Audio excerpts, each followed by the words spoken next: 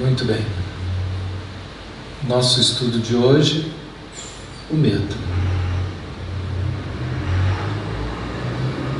Esse estudo está inspirado na palestra 130, que chama Abundância versus Aceitação. Essas palestras, sempre que a gente consegue, a gente está gravando o áudio delas na íntegra e colocando num canal que chama Petwork MG. Nesse canal ficam exclusivamente as palestras originais que o guia trouxe através da Eva, e lá a gente está colocando esse material à medida que a gente vai fazendo. Ele não segue uma sequência cronológica, a gente vai fazendo de acordo com os nossos estudos,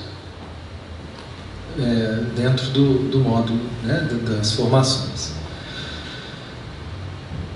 A palestra 130, que nos inspirou para o trabalho dessa noite, eu chamei Medo, o pesadelo que contrai a alma. Esse pesadelo é um estado que a gente vive muitas vezes chamando de normal. Muitos trabalhos, muitas correntes espiritualistas falam no despertar. O despertar do espírito é despertar para um outro estado onde a gente possa viver sem medo. Quando eu digo viver sem medo, não é viver irresponsavelmente. Mas eu estou falando desses medos patológicos. É esse o foco que o guia nos traz essa noite. É um estado onde eu não vou precisar mais ter medo de não ter medo, né? Onde eu já vou ter uma consciência de escutar, né? O medo saudável, e ele não tem nenhum poder para inibir, né, o prazer supremo de estar vivo, né? Apenas de me dar uma direção, uma hora ou outra que eu precisar. É diferente desse medo patológico que nos paralisa e cria infelicidade para nós. Faz com que a gente viva num regime de tensão. Que a gente viva, às vezes, num estado mental que parece uma ditadura. Uma ditadura que tem a intenção de manter tudo sob controle para que esse medo não se realize. Talvez o medo da morte, o medo da dor, o medo de sofrer, o medo de ficar pobre, de não ter recursos, o medo de passar fome. São medos às vezes absurdos e inconscientes, mas que vão criando estados de tensão. E que fazem, principalmente é um tema principal dessa palestra, que fazem com que a gente às vezes crie projetos que a gente chama de positivo, mas com motivações doentias. E aí esses projetos, eles vão fracassar. E eles podem fracassar de duas formas principais. Uma, que eles não aconteçam. Eu falo, puxa vida, eu estou aqui, tento arrumar alguém bacana e a coisa não vai. Ou, nossa, eu estou aqui trabalhando, né, para poder me tornar bem-sucedido, e quantas coisas eu já fiz, quantos cursos, quantos lugares eu já bati, e as portas não abrem. E não percebo que a motivação não é do verdadeiro serviço da alma, de estar me entregando a um caminho onde eu exerça a minha vocação, né? Que é fazer algo que eu sinta feliz de ser útil. Mas muitas vezes esse fazer e essa motivação, ela está sendo empurrada pelo medo de não ter trabalho. E se eu não tiver trabalho? Pelo medo de não estar socialmente bem colocado. Tem gente que fala comigo: Mateus, eu tenho vergonha de sair de casa quando eu estou desempregado. Porque tem sempre esse papo, quando a gente vai conhecer alguém, aí o que você faz? Ah, pois é, agora eu não faço nada. E aquilo ali para a pessoa já é o fim da estima. Então o trabalho, ele não é só o lugar da produção, do oferecimento da sua, né, do seu potencial. O trabalho passa a ser também um lugar que me dá indiretamente status e autoestima. Então, para algumas pessoas, determinados trabalhos não servem, né? Eu lembro quando eu passei em psicologia, a gente ali comemorando, e aí veio um rapaz, companheiro nosso lá, das meninadas, das cervejadas, dos futebol, e ele olhou e falou: você passou em quê? Foi psicologia. Isso não serve para nada. Ele falou. Eu falei: você acha mesmo? Acho, não serve para nada. Eu falei: e você? Eu passei em direito, né? E aí ele estufava o peito. E para ele era isso. O exercício profissional significava um lugar de superioridade. Tem alguns pais que eles não admitem que filhos não façam determinadas profissões. Engenharia, medicina, direito, se não for isso, começa a desconfiar. Então, vai ter, para algumas pessoas, esse caráter. De forma que se eu não passo, eu não sou ninguém. Ou se eu passo em algo,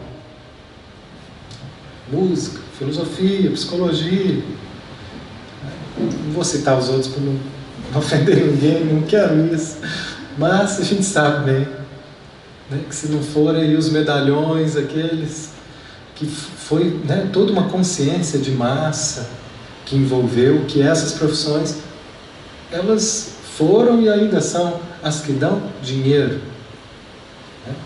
Hoje em dia está cada vez mais caindo por terra, mas são lugares sociais.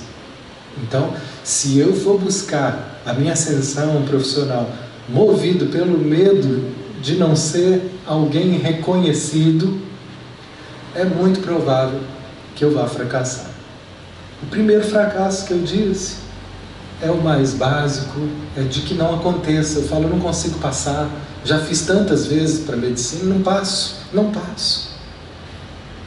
Chego na porta, perdi pontinhos e não passo. Ou a outra forma de fracassar, sabe o que é? Você passa. E pode ser um advogado bem sucedido financeiramente, ou um médico bem sucedido, mas vai ser infeliz. Porque vai estar sempre tenso. O medo é um pesadelo que contrai a nossa alma. Porque ali, se eu passei e alcancei um lugar, eu vou estar sempre com medo de perdê-lo. E estar sempre lutando para mantê-lo. Essa é a dinâmica das trevas. Não existe união, não existe relaxamento. Das trevas, que eu digo, é toda essa sombra em nós, que luta por aquilo que nunca vai nos fazer feliz. Que luta em nome do orgulho, em nome do medo. Enquanto as minhas motivações estiverem sendo medo, orgulho, posso até conquistar algumas coisas, mas isso não vai me trazer paz. Portanto, é um fracasso.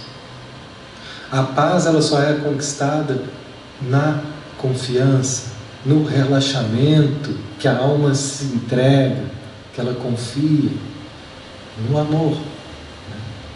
Não é à toa que essas palavras de Paulo são sempre atuais, né? Se eu tiver tudo, mas não tiver amor, eu não vou ter nada. Mas se essa amorosidade, se essa abertura para a vida estiver presente, aqui eu vou estar bem, onde eu estiver. Mesmo que esteja me faltando um monte de questões que sobrem a outros, eu posso estar muito mais feliz. Eu posso estar muito mais em paz. Porque o que me move é o amor. O que me move é algo aqui dentro que é verdadeiro.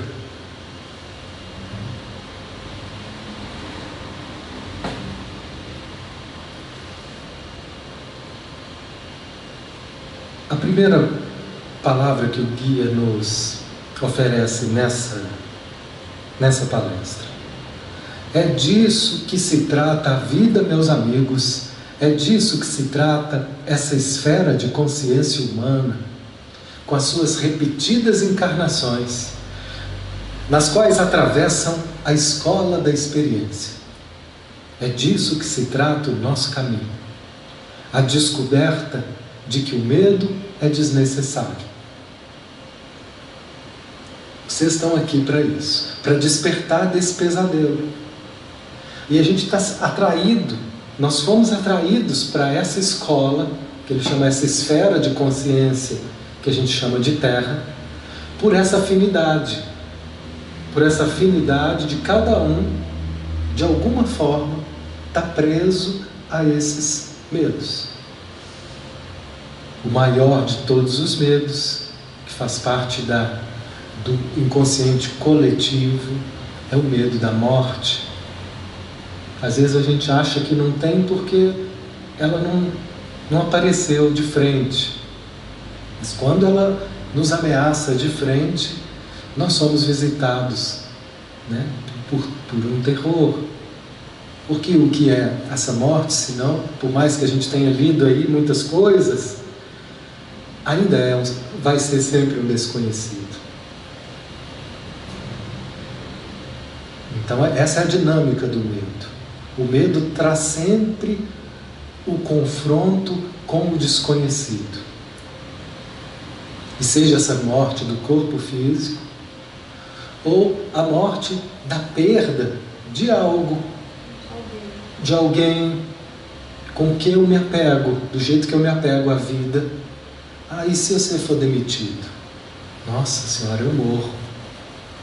É uma morte a demissão. E se ele terminar com você? Eu achei que ia morrer. Depois é que eu vi que eu sobrevivi. Mas eu achei que eu não conseguiria viver sem ele. Tantos anos juntos, eu criei na minha cabeça que vida é vida com ele. E de repente ele morreu.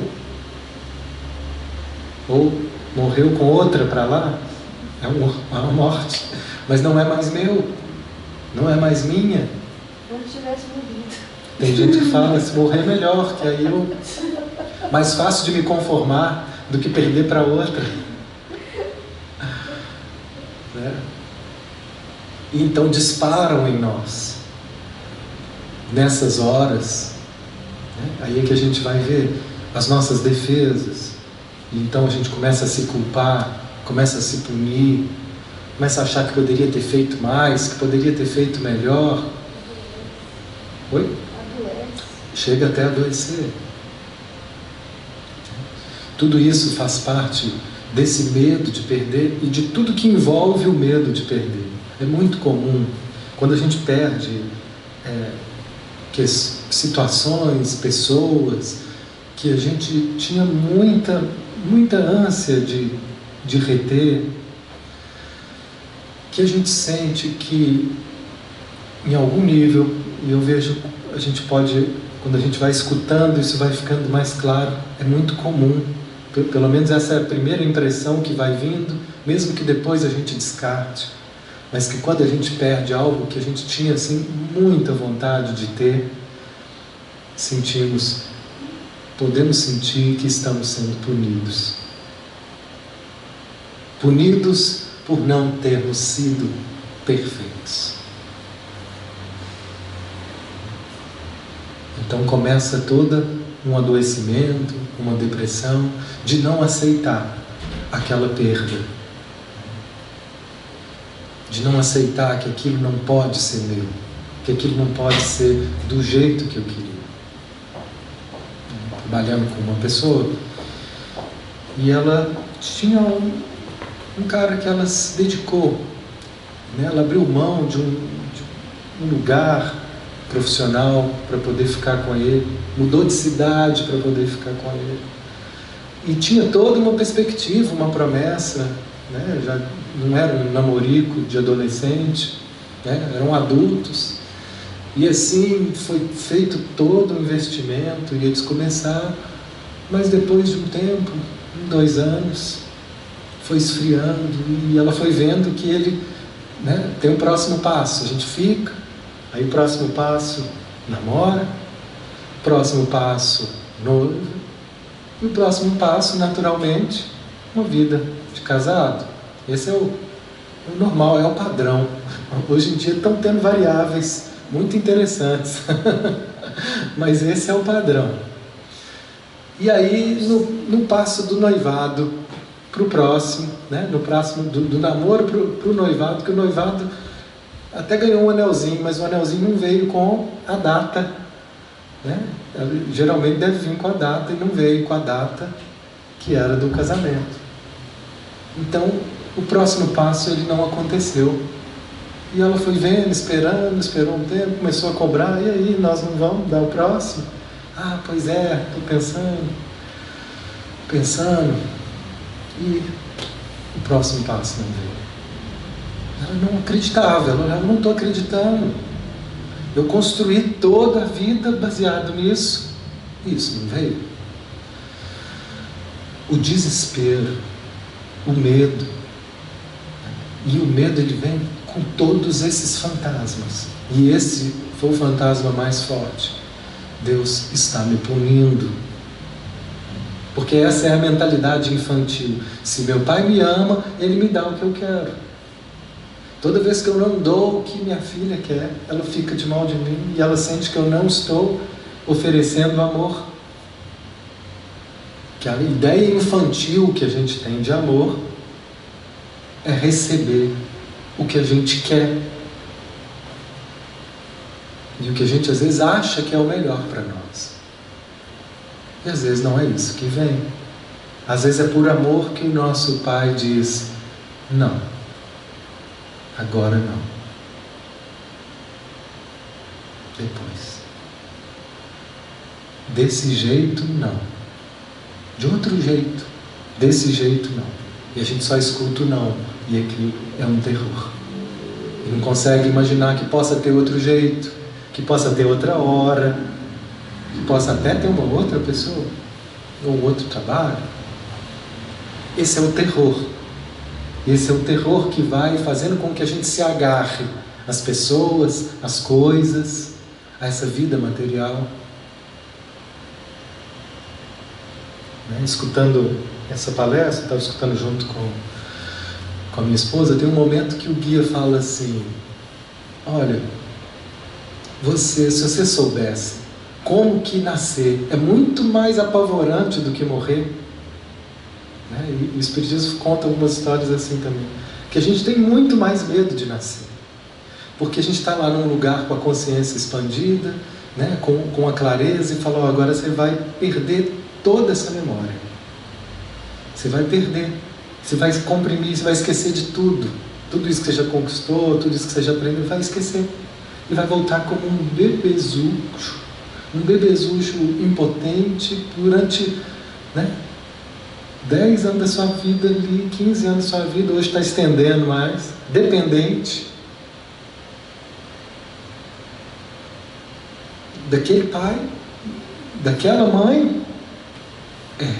É o que está tendo para ser, é o que você precisa, é o melhor que está tendo, pela sua história, seu histórico aqui. Então eles falam que isso é muito mais angustiante e medonho do que morrer. Mas que morrer poderia ser muito mais leve, que poderia ser para nós, se a gente não tivesse tanto medo, poderia ser como um deitar e dormir. A gente morre toda noite, quando a gente se entrega ao sono e apaga ali aquela inconsciência. A gente não sabe, mas acontece uma vida extracorpórea, onde muitas vezes a gente encontra situações, pessoas, né? Nós não sabemos se nós vamos acordar, a gente confia e dorme. Tem certeza que você vai acordar amanhã? Não. Mas eu confio que eu vou. Eu tenho um professor muito querido, meu mestre Escípio, que teve essa graça. Ele morreu dormindo. Ali acordou, pronto. Agora, se a gente não tivesse medo, tanto medo, a morte também poderia ser essa transição mais leve. E aí a reação que a gente teria seria: ah, então é isso, ai que bom, ai que alívio, não, estou liberado. Mas geralmente, foi o que a minha esposa falou, por que os livros espíritas, ela disse, retratam às vezes a morte com dificuldades? Não são todos, mas muitos. Né? O Nosso Lar é o clássico. Outros, aí a gente foi refletindo, eu falei com ela, olha, lembrando de alguns, eles relatam a morte como uma sequência do que exatamente é a vida. E como que exatamente é a nossa vida? Cheio de apego ao que é material. Então, quando vem a morte e eu sinto que eu vou precisar soltar aquilo, é um desespero. E eu me agarro. E nesse se agarrar, o sofrimento acontece. Assim a gente poderia pensar para tudo. Tudo na nossa vida que passa por essa transição são mortes. Se a gente se agarra ao velho, porque nele a gente entendeu o que é o seguro, nós vamos sofrer. E nos debater, e pirraçar com a vida, e ora culpar Deus e exigir que Ele não está me dando, ora culpar a mim, de não ter sido bom o suficiente para ter recebido dele outra coisa, para que Ele impedisse isso de acontecer.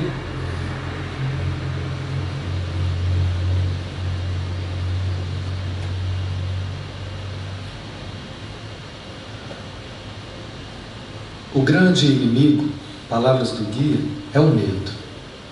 E a melhor maneira de encará-lo e conquistar esse inimigo é primeiro constatar, admitir e declarar sua existência. Foi o que a gente fez nesse exercício hoje. Não sei se alguém quer dizer o efeito que teve, mas eu só de conduzir o exercício eu senti um alívio assim, de estar imaginando falar dos meus medos, constatar, admitir, declarar, ou seja, colocar com clareza: eu estou com medo disso, eu estou com medo, toda semana eu tenho medo de chegar aqui e não vir as palavras. É o medo. Eu tenho medo. E vai dizendo, eu tenho medo disso acontecer. Quanto mais eu for capaz de assumir, mais a gente vai se acalmando. E quanto mais eu nego, mais ansioso, mais ansiosa eu vou ficando para tentar manter isso sob controle. E sob controle, às vezes, é inclusive afastado da nossa consciência.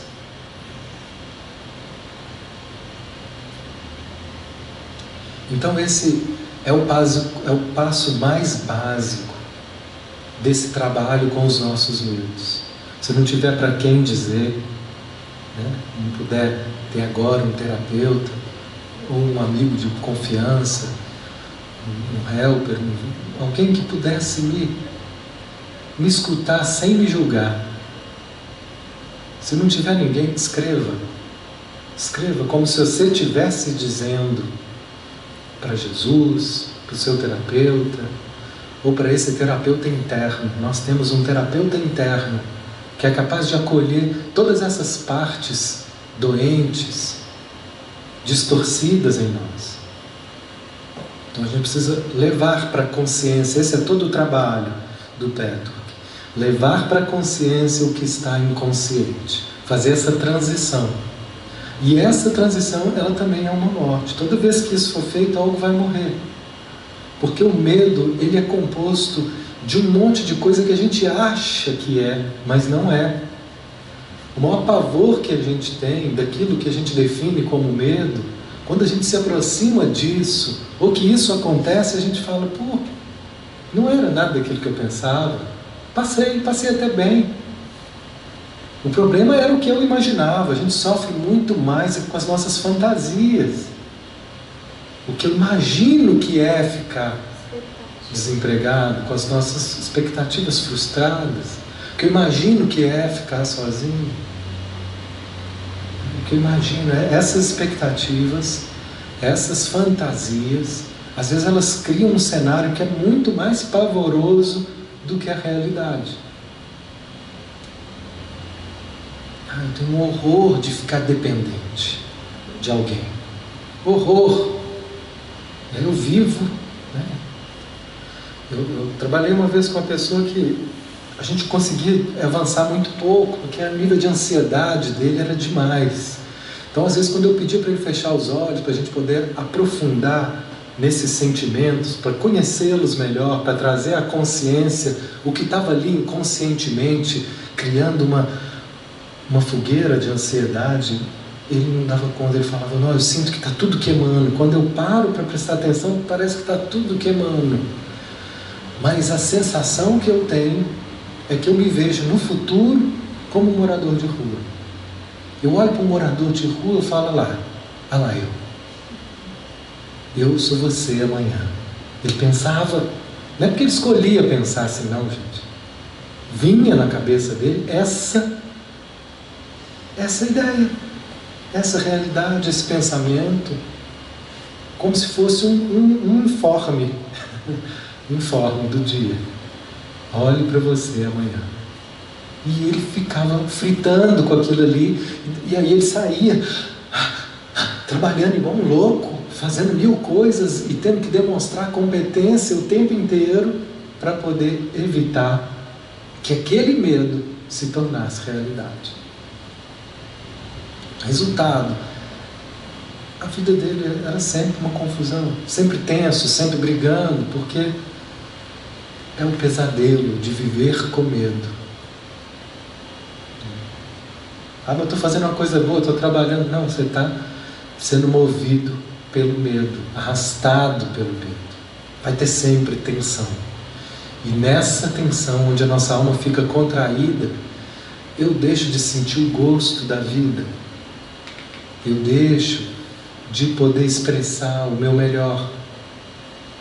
Porque tudo ali fica sob controle.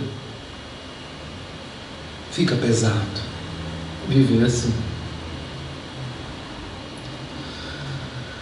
O guia diz: enquanto vocês desejarem o positivo porque temem o negativo, o medo vai obstruir o caminho do positivo. Então, mais uma vez, para a gente não ser radical, mas eu estou percebendo aqui que eu quero fazer um bom trabalho, mas eu também tenho medo de não conseguir. São gradações. Cada vez que eu confessar esse medo, que eu detectar, que eu assumir, que eu acolher, ele vai diminuindo. E o joio vai podendo ser separado do trigo. O que é o trigo? É o verdadeiro propósito benigno, positivo, de querer trabalhar ou de querer encontrar alguém para viver sim uma relação saudável, de troca, de crescimento, de companheirismo, ou de ter um trabalho onde eu possa sim oferecer meu melhor para a vida, ser útil, e sim poder ter o meu reconhecimento, o meu retorno financeiro, para poder também criar projetos positivos para a minha vida. Misturado a esses desejos positivos, vem junto, e às vezes com uma intensidade muito maior do que a gente pensa, o medo, que vai criando ali uma tensão. Nesse estado de tensão, às vezes você tinha tudo para conseguir uma vaga, mas pelo medo de não conseguir, você vai para a entrevista todo tenso, igual um robô, querendo falar o que o outro, que você acha que o outro quer ouvir. E aí, justamente pelo medo, você deixa de ser você. E aí você já perdeu. Porque o nosso maior valor é poder ser a gente mesmo, naturalmente. E quando a gente consegue está tão livre, aberto, despojado para ser nós mesmos, naturalmente a gente é encantador. Naturalmente isso cria conexões. Repara, as pessoas mais interessantes, sejam essas que aparecem na mídia ou não, são aquelas que são elas mesmas, mesmo. E não um personagem para poder criar um perfil. Mas são aquelas que são de verdade, que são verdadeiras, que são espontâneas, que elas não são só boas, mas elas são espontâneas quando elas não são boas. São elas mesmas, são gente. E o medo, ele nos priva da nossa espontaneidade. Se eu perco a minha espontaneidade, eu perco a vida.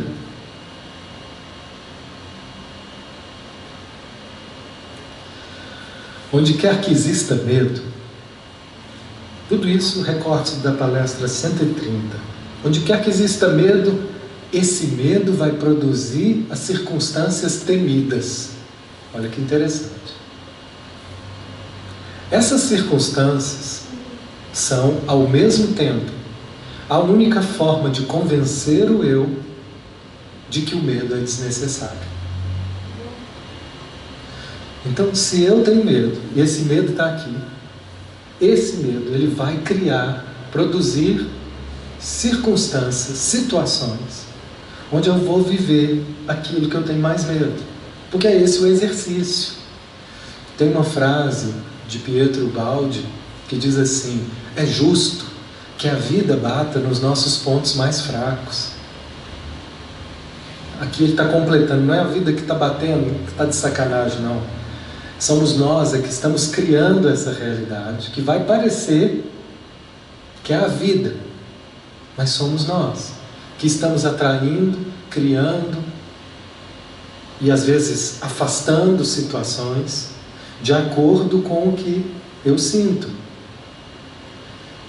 Então eu vou atrair situações onde esse medo vai ser mais uma vez experimentado, e mais uma vez, e depois de novo, para que cada uma dessas experiências eu possa estar conseguindo ter um alcance maior da realidade, ter um vislumbre maior de uma verdade que não está podendo ser aceita aqui dentro. Essa é a única forma da gente se convencer que eu não preciso ter medo. Quantas vezes eu vou precisar ter medo de dar a palestra para poder me convencer que eu não preciso ter medo de dar a palestra? Quantas vezes? Aí cada vez que eu tenho medo eu vou estar olhando para isso e ver a exigência perfeccionista ali, e eu vejo de novo, e de novo. Quantas vezes eu vou precisar ter medo? Quantas vezes eu vou precisar de me sentir abandonada para poder lidar com esse medo? Esse fim de semana nós fomos para um hotel fazenda, e eu estava com a minha cunhada e o meu sobrinho, filho dela, quando ele era pequenininho, correndo pela casa, a coisa mais boba, e aonde acontecem os maiores acidentes, né? Ele escorregou e pum, bateu a cabeça na quina de uma mesa. Que parecia um corte simples. Ele começou a passar muito mal e o levaram para o hospital. E o menino teve que ficar internado, né?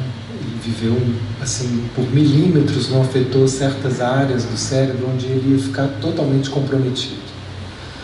A família ficou mobilizada, né? Eu lembro da gente ter retornos assim dos médicos dizendo: olha, a situação é muito grave, eu não sei se vai ser possível que ele volte, se ele voltar, que tipo de sequela que ele vai ter. E foi esse o terror que a família toda viveu, né? Ele muito pequenininho, acho que devia ter seus 3, 4 anos. Enfim, deu tudo certo, né? Muitas ajudas, muitas intervenções, várias sincronias.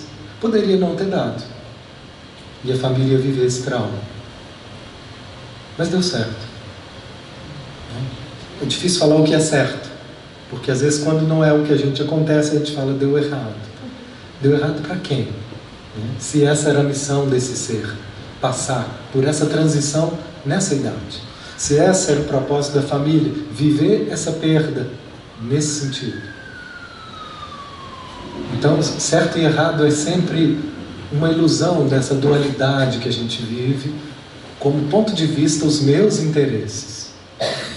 Então, acontece que ele não só sobreviveu, como não teve nenhuma sequela, e hoje está aí. Um menino super saudável, maravilhoso.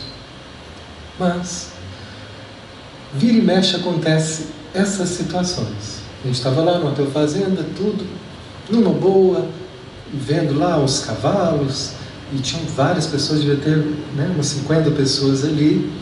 De repente, o menino fala, olha, parece que um bicho me picou. Não sei se foi uma lagarta, a gente não sabe exatamente.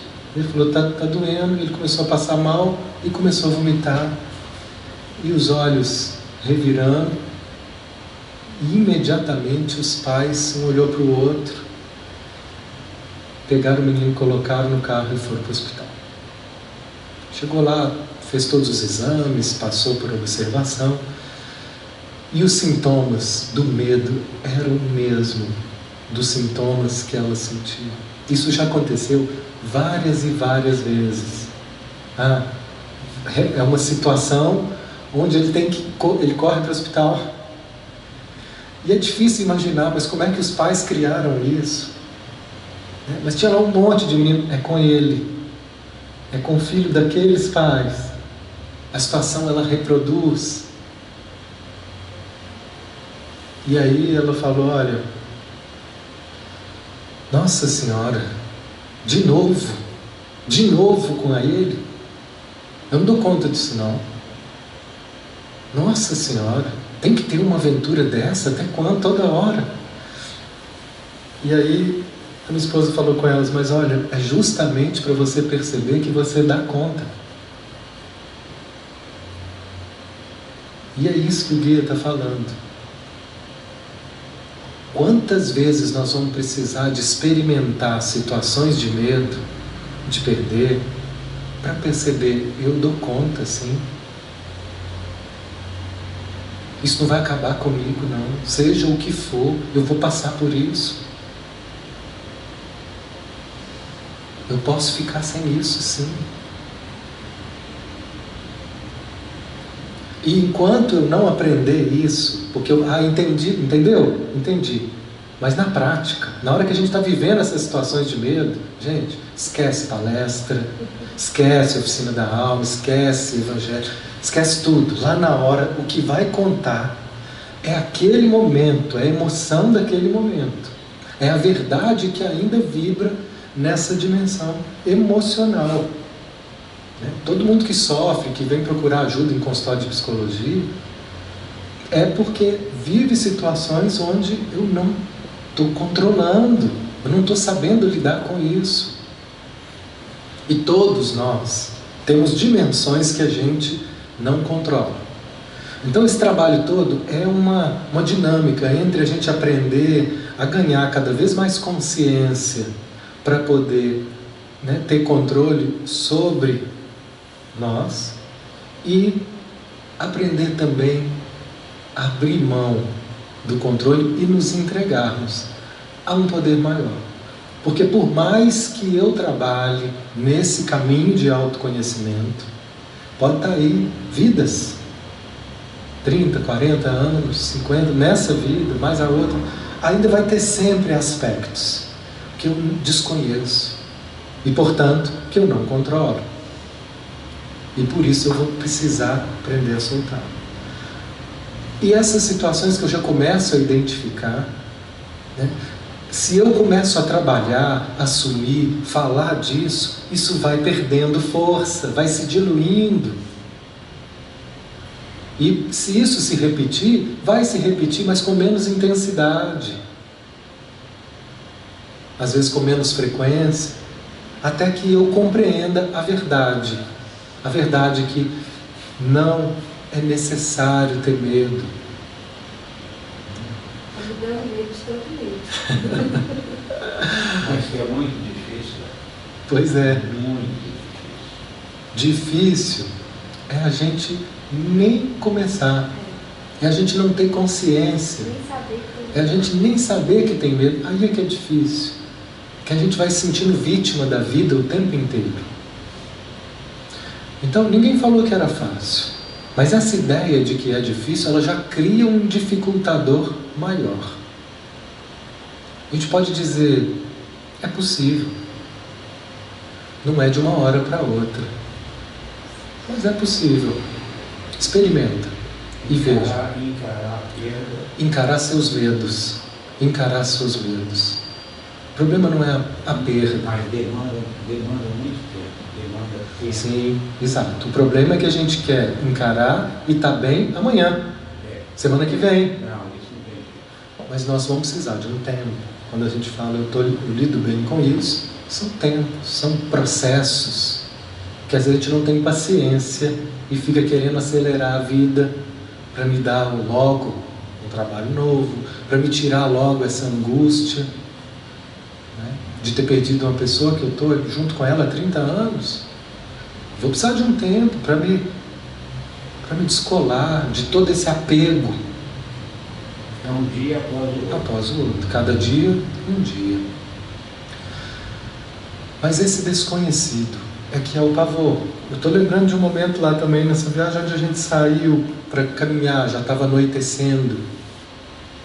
E era eu, né, a minha filha, que tem 3 anos, a prima, que tem 5, e esse primo, que já tem aí, acho que 8 anos. Sou ruim de números, mas era uma patota desse nível. E a gente saiu e pegamos uma trilha assim, na mata, um lugar seguro, bem...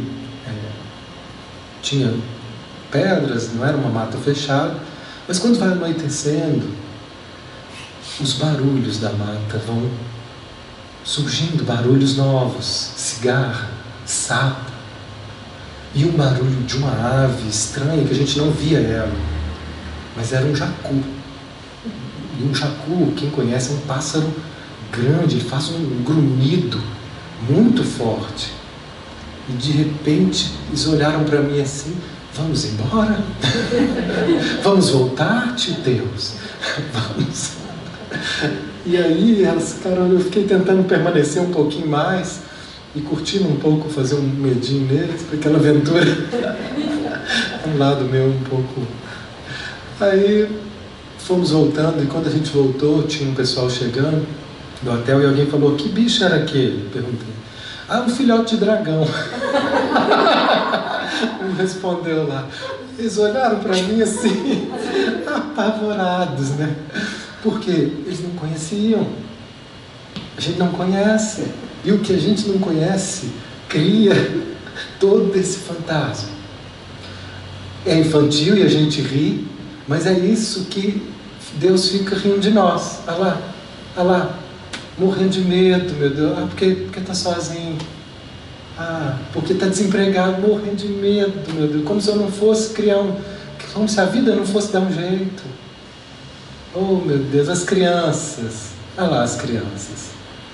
De 60 anos, 40 anos, 30 anos, com medo dos filhotes de dragão. Que não existe, mas que a gente cria.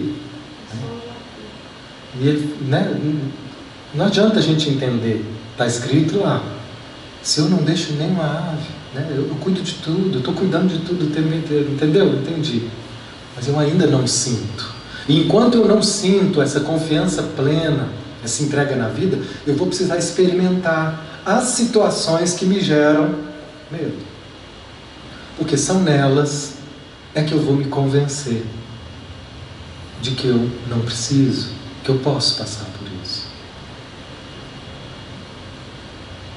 O medo, ele nos deixa anestesiado. E nessa anestesia, a verdade, ela não pode passar. Então tudo aquilo que a gente vivencia com medo, nossa cabeça fica perturbada. Quando esse medo vem, a gente não pensa direito. E a gente perde potenciais de reação inteligente. Não, mas por que você fez isso? Não, na hora eu não pensei. Por quê? Estava com medo. Trava tudo. Anestesia. Conversando com uma pessoa, ele me disse, olha, Mateus, eu nunca senti isso. Eu sempre fui um cara que eu ia e fazia, resolvia. Tinha que fazer, eu fazia.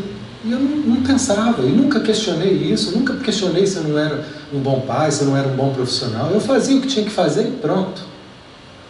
E agora eu não sei o que está acontecendo comigo.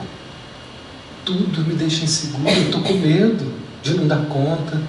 Eu estou com medo de não ser um bom pai, eu estou com medo de não estar fazendo os treinos direito, eu estou com medo. E aí, ele fala assim, é como se tivesse uma voz aqui o tempo inteiro me dizendo, você não vai conseguir, você não vai conseguir, você não vai conseguir. O tempo todo. Ele então está deixando de conviver, ele está tendo sérias dificuldades sociais, psicológicas, porque está ganhando um nível que não é uma coisa que quem olha de fora fala, parece uma bobagem.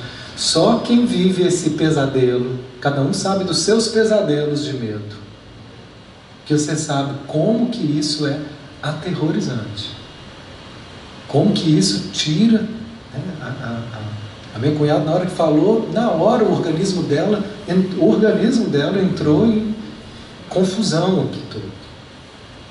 Começa a ficar apavorado, né? No banheiro, aquela coisa é físico, incontrolável.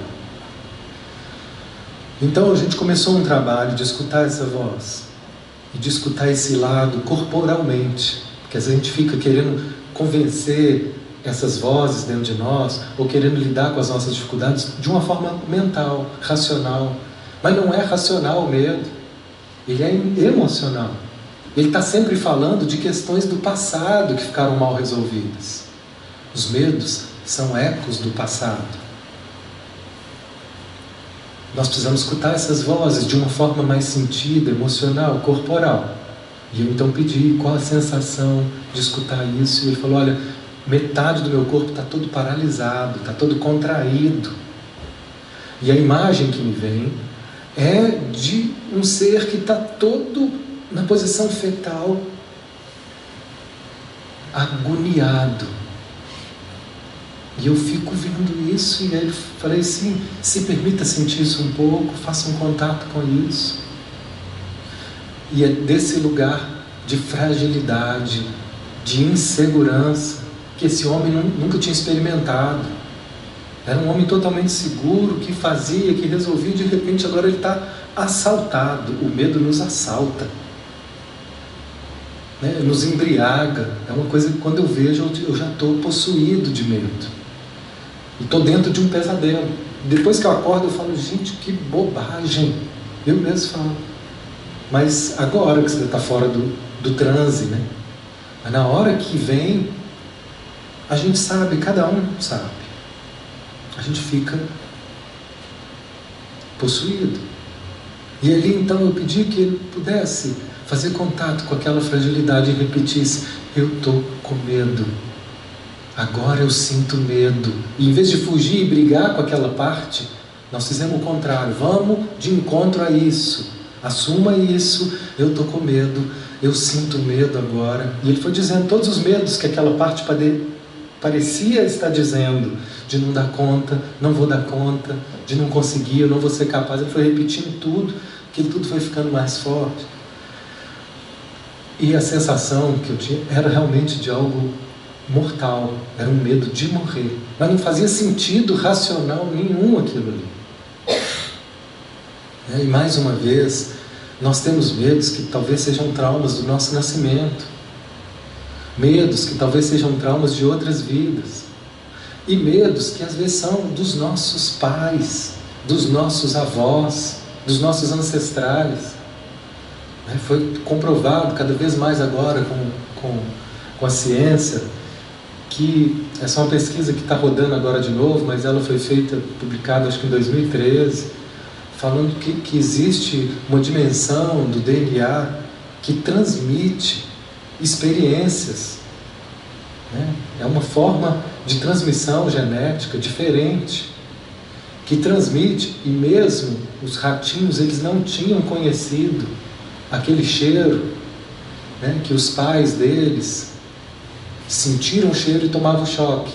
Os filhos, eles não sentiam, né, e os netos, mas eles já sentiam, já detectaram o gene de aversão ao cheiro, mesmo não tendo nenhuma experiência aversiva com aquele cheiro. Que lá no ancestral do ratinho, no vovô ratinho, sim, ele teve um choque. Mas o netinho, não. Às vezes ele não viveu um trauma diretamente, mas o sistema familiar dele está com essa energia de trauma. E não importa se isso vem dos nossos ancestrais, da vida passada, do inconsciente coletivo, se vem da minha infância, do meu nascimento, não importa, a gente não tem que entender. Depois pode ser que fique claro, mas o que importa, em primeiro lugar, é a gente conseguir acolher essa dimensão sentida, fazer um contato com ela e deixar que ela se expresse.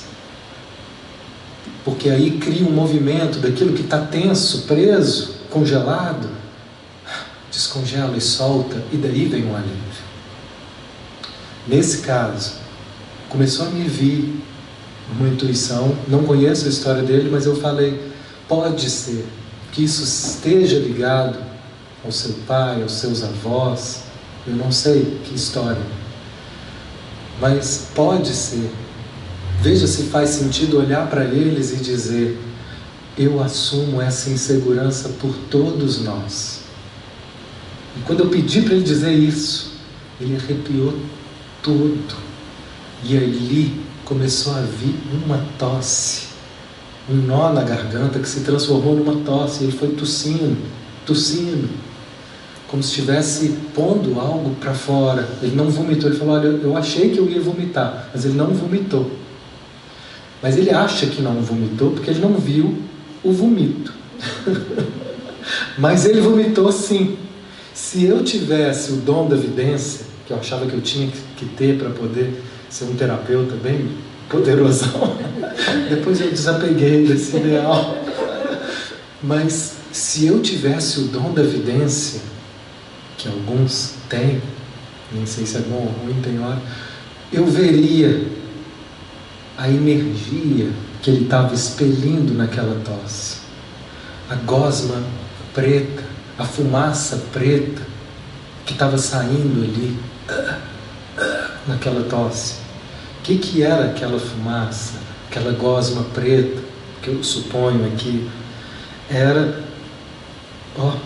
energias pesadas de medo envolvendo o coração e anestesiando ele. A questão que ele me procura para pedir ajuda é essa: eu preciso de ajuda porque eu não aguento mais viver anestesiado, eu não aguento mais viver sem sentir.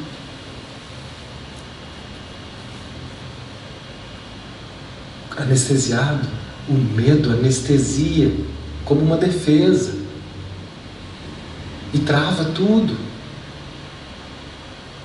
E ali então, depois dessa tosse, onde houve um desbloqueio energético, e eu confirmo depois, voltando no corpo, como está agora o corpo que estava todo paralisado. Está livre. O que estava dividido parece que se uniu. Eu sinto alívio, leveza. Eu não sabia, mas depois ele me contou. Olha, eu tenho uma história na minha família onde o meu avô veio para o Brasil fugindo da guerra, junto com o meu bisavô. Eles vieram para cá sem nada, sem menor expectativa, não tinham onde apoiar, e saíram depois de traumas de uma guerra na Itália. Imagina quanto medo esses ancestrais tiveram, né? Podem ter havido mortes e mais mortes, eu não sei o que aconteceu, não interessa. Mas aquilo naquele momento fez sentido. Medos que talvez eles não puderam assumir e viver. E que agora, né, essa geração é possível. Então, nós vivemos uma geração onde a gente está conseguindo dar espaço para acolher estados de consciência que antes não era possível. Imagina, no passado, um homem tem medo, gente? Homem que é homem mesmo, se ele está perdido, ele não pode nem perguntar o caminho. Até hoje assim. Até hoje tem gente assim, né? Olha discretamente o Waze, o GPS ali. Não preciso disso. Não preciso disso. Eu acho o caminho. Era essa a mentalidade, né, primitiva do que era ser homem. É ser forte e dar conta de tudo. Aí daí nasce um homem sensível, num padrão de família assim, ele fica perdido, fica desorientado, ele começa a não se sentir homem, começa uma confusão, até ele encontrar e aceitar, sim, eu posso ser homem de outro jeito, eu posso ser um homem que aceito a minha insegurança, a minha fragilidade, a minha dificuldade. É outro padrão. Como é terrível viver fora dos padrões. Como é assustador para muita gente viver fora dos padrões. Porque o padrão, por mais engessado que ele seja, ele dá uma sensação de segurança. Nós estamos juntos aqui, então, nesse padrãozinho encaixotado, nessa vidinha meia boca, mas aqui eu pertenço, aqui eu estou seguro. Sair disso, aterrorizante. Tem mais coisas para falar, mas o tempo já esgotou. Então, eu vou tentar resumir aqui com mais um ou outro. Quanto mais conhecido é um evento, menos é temido. Então a gente repete essas situações e cada vez que eu repito, eu vou conhecendo ela melhor e vou me conhecendo, porque não é a situação que me dá medo, é como eu lido com ela. É como eu reajo a essas perdas. É como eu reajo quando a vida parece me contrariar, quando eu me sinto frustrado. É como que eu lido quando eu sinto medo. Eu assumo esse medo ou eu nego ele, fico brigando com ele. A dor é excessivamente temida somente quando a pessoa não sabe onde a dor o levará. Ou quando suspeita que essa dor vai me levar para algo perigoso, uma doença séria, ou finalmente a morte. Se a pessoa sabe que a dor não trará nenhuma ameaça à sua segurança, a dor então pode ser suportada em um estado mental relaxado. Não é que não vai doer, que dói, está doendo perder, está doendo não poder agora fazer o que eu queria, mas eu estou em estado mental relaxado, porque eu sei que isso vai passar, porque eu sei que isso não vai acabar comigo, que isso é só mais uma transição, é só mais uma transformação, e aí isso deixa de ser dor, nesse sentido insuportável. Ela passa a ser suportável. Essa era a mentalidade, esse era o estado de consciência do Cristo. Uma mentalidade totalmente relaxada. O que o fazia estar relaxado? A confiança plena. Meu Pai cuida de tudo. Meu Pai cuida de tudo.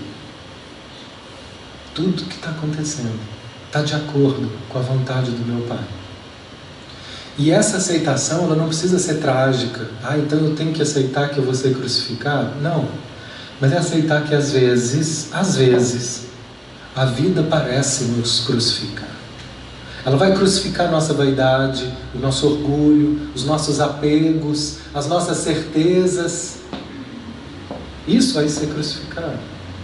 Nós vamos passar por transições e essas transições vão parecer mortes. Mas como que ele se entregava à morte num estado relaxado? Porque dentro dele já tinha a verdade e a certeza de que aquilo ali não acaba comigo, porque eu não sou esse corpo. Ele tinha uma verdade já que era maior do que o medo. E aí ele abria o braço, abria o peito e falava: ok, eu vivo o que tiver que ser vivido. Com uma dignidade, com uma serenidade, com uma paz que até hoje é assustadora. É desassombrado. Não tinha medo ali. Tinha dor, mas não tinha medo. Porque existia uma verdade já. E essa verdade ela é burilada e ela é conquistada por nós ao longo dos milênios. Então aqui tem alguns aspectos que às vezes nós já conquistamos essa verdade que nos dá confiança. Em outros aspectos nós somos aqueles menininhos com medo dos filhotes do dragão. E nessa esfera humana nós convivemos com seres que já estão mais avançados nesse caminho da transição, da experiência, a experiência de lidar com o fogo dos medos, de passar por essas tempestades, de ser queimado por esses medos e atravessar essas situações, experimentando então a verdade de que eu continuo, de que isso não acaba comigo, e junto com essas pessoas, outras pessoas com muito, muito medo da vida. Muito medo da vida. E me agarrando a padrões, me escondendo da vida, por achar que vai ser insuportável passar por essa ou por aquela experiência. Então, aos poucos nesse caminho, a gente só está aqui vivo para poder ter cada vez mais essa certeza. Eu suporto. É possível. A gente pode atravessar. Nós vamos atravessar essa fase. Nós vamos atravessar essa experiência. Então, para encerrar, a única forma da confiança crescer é entregar-se ao que parece ser o desconhecido, desistindo do controle tenso. O desconhecido, a gente vai aprendendo a confiar. Ele não precisa ser ruim. E mesmo que ele possa parecer doloroso em alguns momentos, esse desconhecido é a chave para transições. Porque a gente falou em crucificação, mas nós não falamos na ressurreição. Para que eu possa ressurgir num estado de consciência mais elevado, algo precisa morrer em mim. O velho precisa morrer. E a morte desse velho costuma ser dolorosa porque a gente se apega a ele.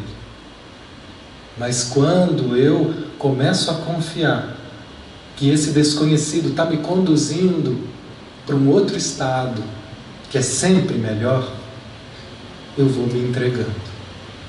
Cada vez mais destemidamente para a vida.